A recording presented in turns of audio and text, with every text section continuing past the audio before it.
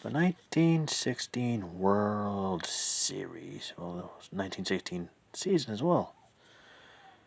Lots of stuff going on. It's the opening day on April 12th.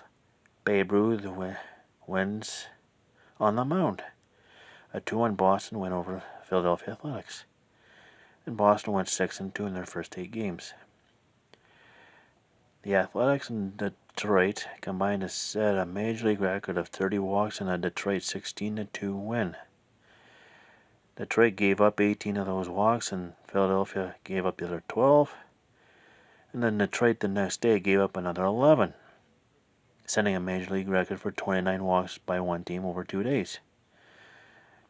Interesting. Braves pulled off a triple steal in the 11th inning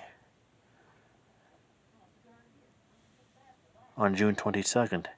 They beat the Giants 3-1. The only time there was a triple steal in the National League in an extra inning game. Fun, huh? June 28th. Cubs. William Fisher catches 27 innings in a doubleheader. Pittsburgh won both games 3-2. First one was the usual 9. Second game was 18 innings. Just imagine how his knees felt after that game. September 8th. Philadelphia switch hitter Wally Shant hits 2 home runs. He hit a home run on each side of the plate, making him the first player to hit a home run on both sides of the plate. Season stats has,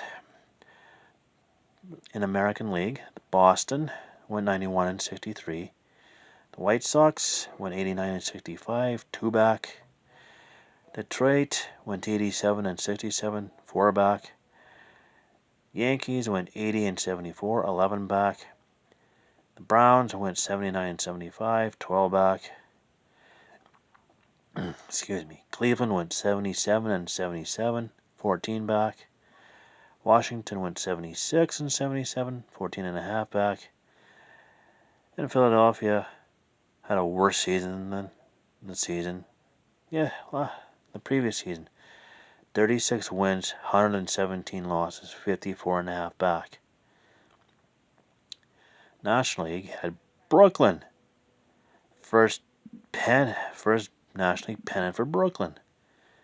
Top team in each league automatically got to the World Series if they finished first. Brooklyn went 94-60. Phillies went 91-62, 2.5 back.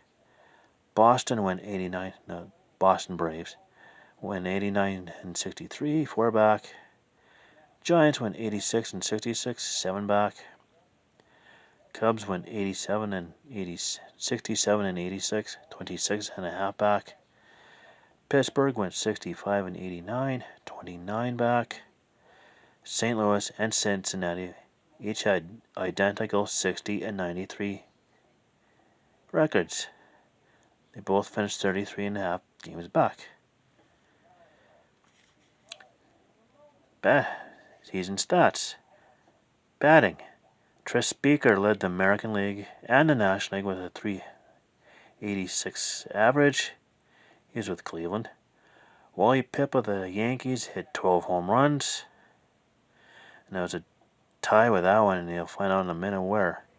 And Dill Pratt of the Browns led the majors with 103 RBIs.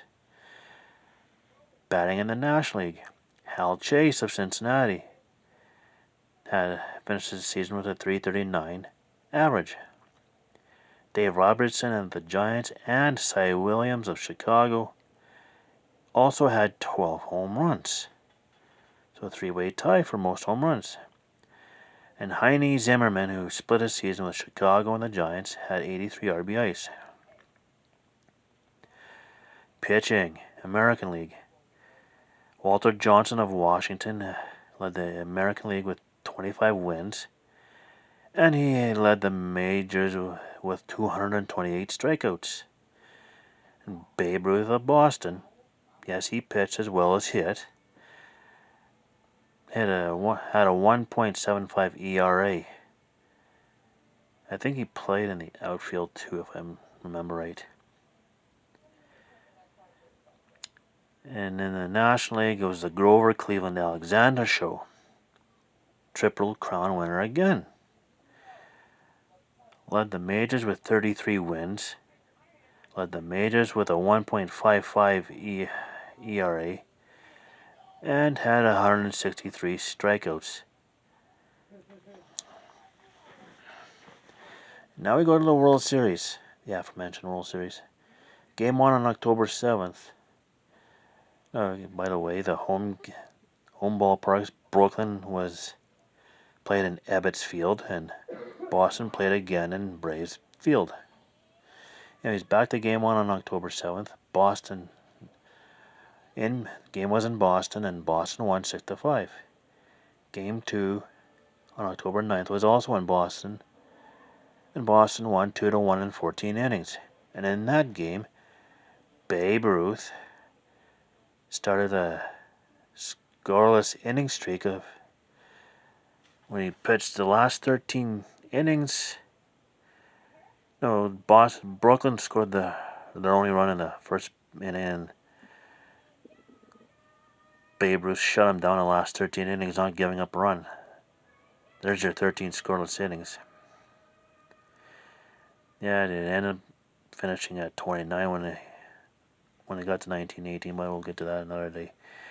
Game 3 in Brooklyn. Brooklyn won 4-3.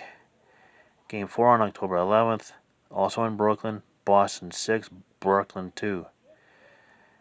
Game 5 in Boston on October 12th, and Boston wins 4-1, winning the World Series. So there you have it for that season, the 1916 season. And tomorrow, the 1917 season. Until then, stay tuned.